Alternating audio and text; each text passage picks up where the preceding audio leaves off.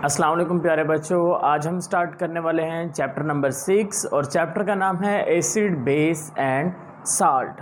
तो dear student, मैं आपको बताना चाहूँगा कि इस चैप्टर में जो चीज़ें हमने बेसिकली डिस्कस करनी है, जो कवर अप करनी है ना, उनमें पहली चीज़ ये है कि हम देखने वाले हैं एसिड्स को डिटेल के अंदर। यानी कि इसके अंदर हम ये देखेंगे कि एसिड है क्या, एसिड की प्रॉपर्टीज़ कौन कौन सी होती हैं, एसिड के सोर्सेज कौन कौन से होंगे, राइट।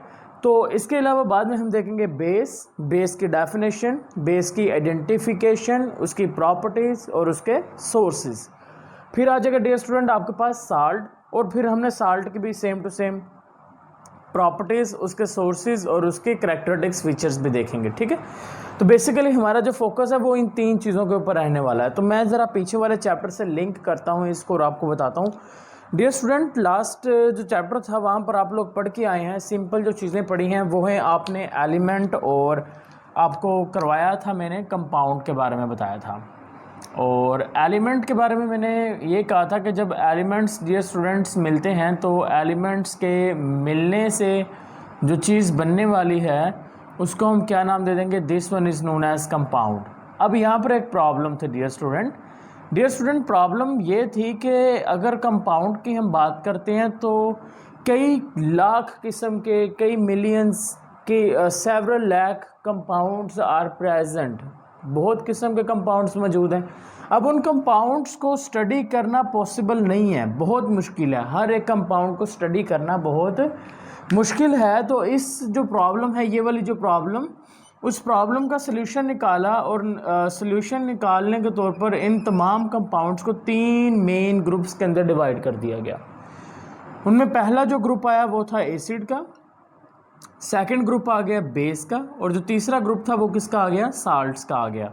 तो डियर स्टूडेंट, जो एसिड, बेस और साल्ट्स आए हैं वो असल में ऐसे आए हैं, यानी कि एलिमेंट्स के मिलने से कंपाउंड्स बन रहे थे, और जो कंपाउंड्स थे वो काफ़ी डिफरेंट टाइप्स के थे, और उनको स्टडी करना पॉसिबल नहीं था हर एक कंपाउंड को, क्योंकि लाखों की तादाद में थे। और इसी वजह से हमने क्या किया, वो जो लाखों की तादाद में कंपाउंड थे ना, उन कंपाउंड्स में से वो कंपाउंड जिनकी खसूसियात आपस में मिलती थी वो हमने ग्रुप्स में प्लेस कर दिए। तीन ग्रुप बना दिए basically. Group number first acid, group number second base, और ग्रुप नंबर जो थर्ड था डैट इज़ द साल्ट। तो तीन हमने बेसिकली ग्रुप्स इसके बना दिए, ठीक है। तो अब हम देखने वाले हैं डियर स्टूडेंट किसके बारे में, एसिड के बारे में देखने वाले हैं। तो डियर स्टूडेंट, जो लफ्ज़ एसिड है it is derived from the Latin word, Latin language से निकला है, और जो लफ्ज़ है वो एसिडस से निकला है। किससे निकला है, एसिडस से निकला है। और एसिडस का मतलब होता है सो टेस्ट। एसिडस का मतलब यानी कि जो जायका होगा वो क्या होगा, तुर्श होगा। सोर का मतलब तुर्श, टेस्ट यानी कि उसका जो जायका होने वाला है वो क्या होगा, तुर्श होगा। तो इसको आप डियर स्टूडेंट डिफाइन कर सकते हैं द कंपाउंड्स, बिकॉज ये कंपाउंड ही है ना एसिड, तो कंपाउंड के टाइप आ गए, ग्रुप आ गया। तो इसको हम ऐसे डिफाइन कर सकते हैं, the compounds that have the sour taste is known as the acid. Simple सी डेफिनेशन, आपके सामने चीज़ें हैं। ऐसे कंपाउंड जिनका जो टेस्ट होता है वो तुर्श होगा, सोर होगा, उसको क्या नाम दे देंगे, एसिड का नाम दे देंगे। अगर डियर स्टूडेंट हम इसको थोड़ा सा मॉडर्न टेक्नोलॉजीज़ या फिर मॉडर्न रिसर्च के मुताबिक अगर हम इसको देखते हैं तो हमारे पास एक बहुत ही कॉम्प्रिहेंसिव और अच्छी डेफिनेशन आती है।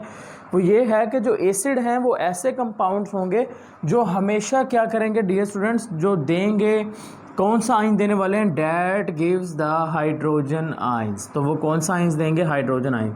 तो ये आपने चीज़ याद रखनी है, आपने याद ये रखना है कि जो एसिड्स होंगे, एसिड्स ऐसे कंपाउंड्स होंगे डैट गिव्स द, जो क्या देने वाले हैं, जो देंगे, क्या देने वाले हैं, हाइड्रोजन आयन को देंगे। लेकिन यहाँ पर सेकंड जो चीज़ मैंने बात की है वो है एक्वस सोल्यूशन। एक्वस सोल्यूशन वैसे तो मैं आपको एक्सप्लेन कर चुका हूँ कि एक्वस सोल्यूशन क्या होता है। डियर स्टूडेंट, एक्वस सोल्यूशन का मतलब होता है वाटर मीडियम, यानी कि पानी। तो अगर हम किसी एसिड को पानी के अंदर डालते हैं, उसके बाद उसको हिलाते हैं, मिक्स करते हैं, तो क्या होगा, जो एसिड होगा वो एक्वस सोल्यूशन यानी कि पानी के अंदर क्या करेगा, हाइड्रोजन आयंस दे देगा। कोई भी चीज़, कोई भी कंपाउंड जो पानी के अंदर हाइड्रोजन आयन दे देता है, हम उसको क्या नाम दे देंगे, हम उसको कह देंगे इट इज़ एन एसिड, वो एसिड होगा। ये निशानी एक किस्म की आगे किसकी, एसिड के आगे। अगर पानी के अंदर किसी कंपाउंड को डालने पर वो कंपाउंड पानी में हाइड्रोजन आयन रिलीज कर दे तो आप उसको क्या कह देंगे, एसिड का नाम दे देंगे। अब डियर स्टूडेंट हम स्टार्ट करने वाले हैं एक सेकंड टॉपिक, यानी कि इसका एसिड का सब टॉपिक आ जाएगा, वो है सोर्स ऑफ एसिड्स।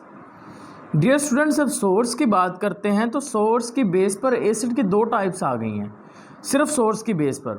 तो एक जो टाइप है उसको हम नाम दे देंगे,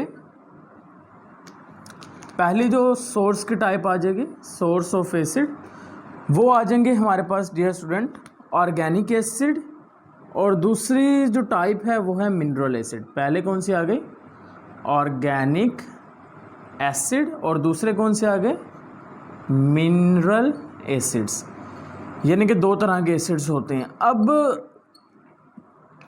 ऑर्गेनिक एसिड्स कौन से होते हैं या मिनरल एसिड कौन से होते हैं?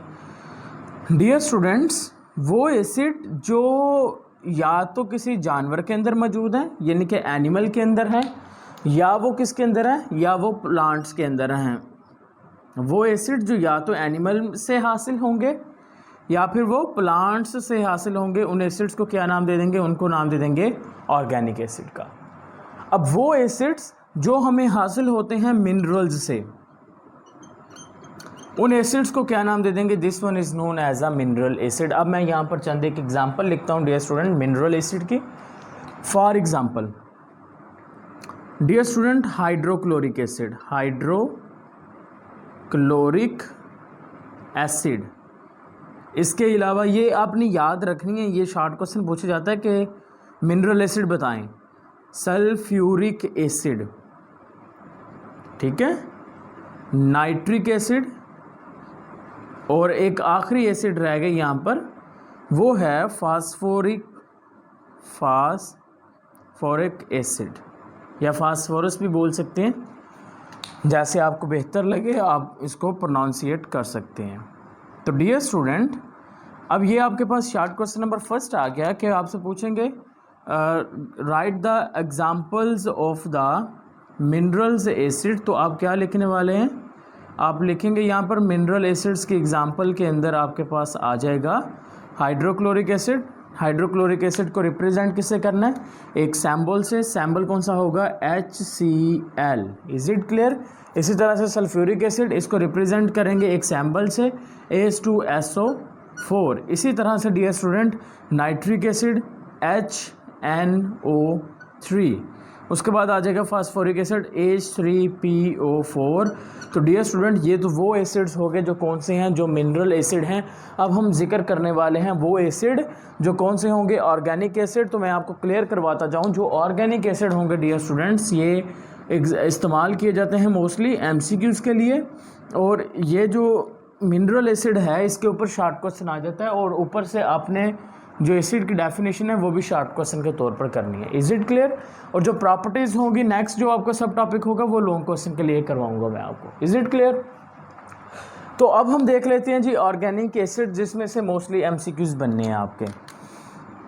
डियर स्टूडेंट मैं सिर्फ यहाँ पर चंद एक ऑर्गेनिक एसिड को मेंशन करने वाला हूँ, लेकिन आपकी जो बुक है आप उस बुक को ओपन करें, टेबल जो 6.1 है उस 6.1 टेबल में काफ़ी सारे ऑर्गेनिक एसिड्स का जिक्र है, लेकिन मैं सिर्फ उन ऑर्गेनिक एसिड को लिखूंगा जो मोस्टली MCQs के तौर पर आ चुके हैं या बहुत ही इम्पोर्टेंट है, मैं सिर्फ उनका जिक्र करने वाला हूँ।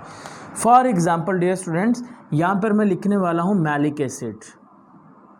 Malic acid, is it clear? अब जो मैलिक एसिड होता है dear student it is present in a apple, सेब के अंदर होगा। इसी तरह से dear student citric acid, where the citric acid is present? It is present in the citrus fruits के अंदर होगा। जितने भी तुर्श फल हैं उनके अंदर कौन सा होता है? उनके अंदर डियर स्टूडेंट आपको सिट्रिक एसिड देखने को मिलेगा। इसी तरह से डियर स्टूडेंट्स आपको फार्मिक एसिड देखने को मिलेगा। इसी तरह से आपको ऑक्सैलिक एसिड, ऑक्सैलिक एसिड बहुत इंपॉर्टेंट है, ये नहीं भूलना। ऑक्सैलिक एसिड आपको देखने को मिलेगा टोमेटोज़ के अंदर। किसके अंदर? टोमेटोज़ के अंदर। फार्मिक एसिड आपको देखने को मिलेगा चुंटी के अंदर, आंट्स के अंदर। तो यहाँ पर डियर स्टूडेंट्स मैंने सिर्फ 4 एग्जांपल्स मेंशन किए हैं, ये बहुत ही इंपॉर्टेंट है, मोस्टली एमसीक्यूज़ में आ चुकी हैं, और बाकी जो एग्जांपल्स हैं वो आपने टेबल से एक बार जाके क्लियर आउट कर लेनी है, ठीक है। उसके अंदर आपके पास स्टिक एसिड आ जाएगा, जो विंगर वगैरह से एक्सेट्रा काफ़ी कुछ आ जाएगा। अब